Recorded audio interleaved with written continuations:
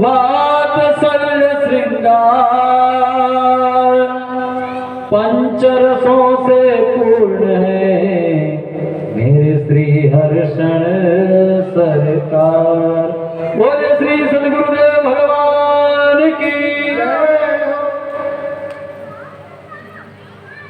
सद्गुरुदेव भगवान की महती अनुकंपा कृपा के फलस्वरूप हम सभी लोग आज 7 दिवसों से इस पवित्र पावन प्रांगण में उपस्थित होकर के पंडित श्री लक्ष्मी प्रसाद वाजपेयी एवं उनके सपरिवार के अथक प्रयासों से आयोजित दिव्य भव्य संगीतमय श्रीमद् भागवत महापुराण कथा ज्ञान गंगा में हम सभी गुरुदेव भगवान के मुखारविंद से भगवान की अमृतमयी कथा का रसास्वादन करें। कथा का आज 7वां दिवस। जैसा कि भागवत में भी लिखा है, जन्मांतरे भवेत पुण्यम तदा भागवतम लभेत। व्यक्ति के जन्म जन्मांतर कल्प कल्पांतर और युग युगांतर के पुण्यों का जब उदय होता है तभी उसे संतों का दर्शन और भगवान की अमृतमयी कथा की प्राप्ति होती है। वास्तव में आज हम सभी के जन्म जन्मांतर कल्प कल्पांतर के पुण्य उदय हुए हैं। भगवान स्वयं अपना दर्शन देने हमारे आपके बीच में यदि आ जाएं, चतुर्भुज रूप धारण करके शंख चक्र गदा पद्म धारण करके आ जाएं, तो हम उनका दर्शन नहीं कर पाएंगे, क्योंकि हमारे दृष्टि में हमारे आंखों में इतनी शक्ति नहीं है कि हम भगवान को देख लें। गुरुदेव भगवान बताते हैं, गीता में लिखा है कि भगवान ने अर्जुन को दिव्य दृष्टि प्रदान करी कि अर्जुन मुझे देखो, लेकिन फिर भी अर्जुन भगवान को नहीं देख पाए। तो भगवान की कृपा हमारे जीवन में है, भगवान की कृपा हो चुकी है या हो रही है, ये कब पता चलता है? जब हमारे जीवन में संतों का आगमन होता है, क्योंकि भगवान संत के रूप में ही हमारे आपके बीच में और पधारते हैं, कृपा करते हैं। जैसा कि गुरुदेव भगवान के चरण शरण ग्रहण करके हम सभी लोगों को आज 7 दिवसों से ये अवसर जीवन में बार बार नहीं आता है। आपने एक कथा श्रवण कर लिया, 2 कथा आपने सुन लिया, 3 कथा सुन लिया, ये तो आपका हमारा परम सौभाग्य है, भगवान की कृपा है कि हमें जीवन में बार बार कथा श्रवण करने को मिल रही है। हमारे जन्म जन्मांतर के पुण्य उदय हो रहे हैं कि हमें भगवान की अमृतमयी कथा की प्राप्ति हो रही है, हमें संतों का दर्शन मिल रहा है, हमें संतों की सेवा मिल रही है और उनके मुखारविंद से भगवान की अमृतमयी कथा की प्राप्ति हो रही है। गुरुदेव भगवान जैसा कि बताते हैं कि मानव जीवन बड़े भाग मानुष तन पावा, सुर दुर्लभ सब ग्रंथ से गावा। तो ये मानव तन बड़ा ही दुर्लभ है, भगवान की कृपा से प्राप्त हुआ है, तो इसका पूर्ण सदुपयोग, पूर्ण लाभ हम लोगों को लेना चाहिए। पूर्ण लाभ तभी मिलेगा जब हम संत सदगुरु के चरण शरण ग्रहण करेंगे, उनकी सेवा में उनके मुखारविंद से भगवान की अमृतमयी चर्चा श्रवण करेंगे।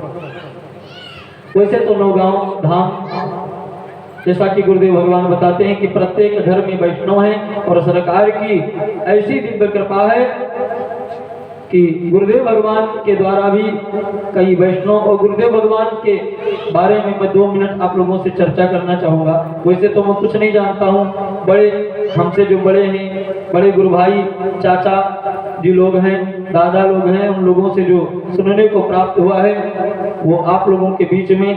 देखिए, बच्चा तोतली वाणी से बोलता है अपने माता पिता चाचा दादा गुरु अपने परिवार के बीच में, तो उसके परिवारजन प्रसन्न होते हैं और जो त्रुटि होती है वो सुधार करवाते हैं। तो उसी प्रकार में भी एक बालक के समान, वैसे कि गुरुदेव भगवान के बारे में हम लोग क्या बोलेंगे, एक तो सूर्य साक्षात स्वयं प्रकाशित है जो पूरे पृथ्वी को, पूरे विश्व को प्रकाशमान करता है, उसके सामने कोई दीपक जलाए तो क्या मतलब है। लेकिन फिर भी एक पक्षी आकाश में उड़ता है, जितनी उसकी क्षमता होती है उड़ता है, पूरा आकाश तो नहीं नाप पाता है, लेकिन जितनी उसकी क्षमता होती है उतनी उड़ता है। इसलिए छोटा सा प्रयास है। और डॉक्टर साहब विराजे हैं, जो भी त्रुटि होगी हम लोगों का मार्गदर्शन करेंगे। गुरुदेव भगवान का जन्म, गुरुदेव भगवान मैं इसलिए कहता हूँ व्यास जी महाराज जिनके मुखारबिंद से हम आज 7 दिवसों तक कथा श्रवण कर रहे हैं, आपके द्वारा हम लोगों को दीक्षा मिली है। इसलिए हमारे गुरुदेव भगवान, तो मैं गुरुदेव भगवान ही कहता हूँ, गुरुदेव भगवान का जन्म भारत नेपाल की सीमा पर मिथिला में एक ब्राह्मण परिवार में हुआ। और जैसा कि आप सबको विदित है कि बाल्यावस्था में ही गुरुदेव भगवान श्री मिथिला धाम से श्री अवध पधारे, अयोध्या आकर के और सरकार के चरणों में आप रहे। जिस प्रकार श्री किशोरी जी का, जानकी जी का जन्म मिथिला में हुआ और मिथिला से वो श्री धाम अयोध्या पधारी, उसी प्रकार आप भी मिथिला धाम से श्री अवध पधारे। और जैसा कि अभी गुरुदेव भगवान ने बताया कि हमारे दादा गुरुदेव भगवान पूज्य स्वामी जी महाराज सरकार लक्ष्मी निधि जी यानी किशोरी जी के बड़े भैया के अवतार थे। तो सरकार के सेवा में आप रहे। एक वस्त्र का जिस प्रकार शरीर के साथ संबंध होता है, इसी प्रकार गुरुदेव भगवान का दादा गुरुदेव भगवान से संबंध था।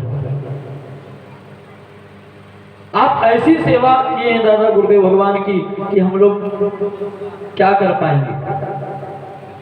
और कृपा दादा गुरुदेव भगवान की ऐसी कृपा आपके ऊपर कि हम लोग आज भी देखते हैं और सुनते हैं। हम ही लोग नहीं, अपितु संपूर्ण भारतवर्ष ऐसा कहना अतिशयोक्त नहीं होगा कि संपूर्ण विश्व, क्योंकि ऑस्ट्रेलिया, कनाडा, शिकागो आदि में भी लोग हैं, वहां से भी हम लोगों के पास फोन आता है, तभी हम लोग जान पाते हैं कि वहां भी हमारे गुरु भाई हैं। तो संपूर्ण विश्व आपके ओजस्वमयी वाणी का लाभ प्राप्त करता है, और जो आपके ऊपर सरकार ने कृपा करी है वो प्रसाद रूप में हम सबको प्राप्त हो रही है। कम शब्द में, कम समय में मैं आपको निवेदन करूं, गुरुदेव भगवान की दिनचर्या प्रातः से लेकर और रात्रि तक जो भी हम लोग देखते सुनते हैं, बहुत कम देख पाते हैं। एक दिन पंडित जी से चर्चा हो रही थी, पंडित जी कह रहे थे, पूछने लगे कि क्या गुरुदेव सोते भी हैं? तो मैंने कहा पंडित जी 6-7 वर्ष हो गए मुझे गुरुदेव के चरणों में, मैंने तो नहीं देखा। क्योंकि यदि गुरुदेव भगवान रात्रि में सोते होते तो 14 ग्रंथों की रचना नहीं कर पाते। गुरुदेव भगवान जैसा कि नाम के आगे आशु कवि बाल संत लिखा जाता है, तो गुरुदेव भगवान आशु कवि। श्रीमद् भागवत महापुराण की कथा जो 7 दिन की होती है, मुझे इतना अनुभव चरणों में रह करके हुआ है कि गुरुदेव भगवान यदि चाहें तो पूरी कथा दोहा, छंद, चौपाई, सवैया के माध्यम से हम लोगों को यहीं बैठ करके बना के श्रवण करा सकते हैं। गुरुदेव भगवान ने कई ग्रंथों की रचना की, जिसमें प्रमुख श्री स्वामी जी महाराज दादा गुरुदेव भगवान के संपूर्ण जीवन चरित्रों को गुरुदेव भगवान ने दोहा, छंद, चौपाई के माध्यम से श्री राम हर्षण रामायण नाम का ग्रंथ तैयार किया है। 2 खंड में 7 कांड में ये ग्रंथ है। जिस प्रकार गोस्वामी तुलसीदास जी ने श्री रामचरितमानस की रचना की है, 7 कांड हैं दोहा, छंद, चौपाई के माध्यम से, उसी प्रकार गुरुदेव भगवान ने श्री राम हर्षण रामायण नाम की ग्रंथ की रचना की है, जिसमें पूज्य स्वामी जी महाराज सरकार के संपूर्ण जीवन चरित्रों का वर्णन किया है गुरुदेव, दोहा, छंद, चौपाई के माध्यम से। और दूसरा ग्रंथ हमारे भारत का जो आराध्य ग्रंथ है श्रीमद् भगवद गीता, संस्कृत में है। वैसे लोग पढ़ करके आसानी से नहीं समझ सकते हैं, तो हम लोगों के ऊपर कृपा करके गुरुदेव भगवान ने श्रीमद् भगवद गीता को हिंदी अनुवाद करके दोहा, छंद, चौपाई के माध्यम से बिल्कुल सरल भाषा में, जो कि हमारे आपके समझ में तुरंत आ जाए, ऐसी भाषा में गीता गीतम नाम के ग्रंथ की रचना की है। और कई ग्रंथ हैं, बधाई सुमन है, सिद्धि परिणय है, चालीसामृत है।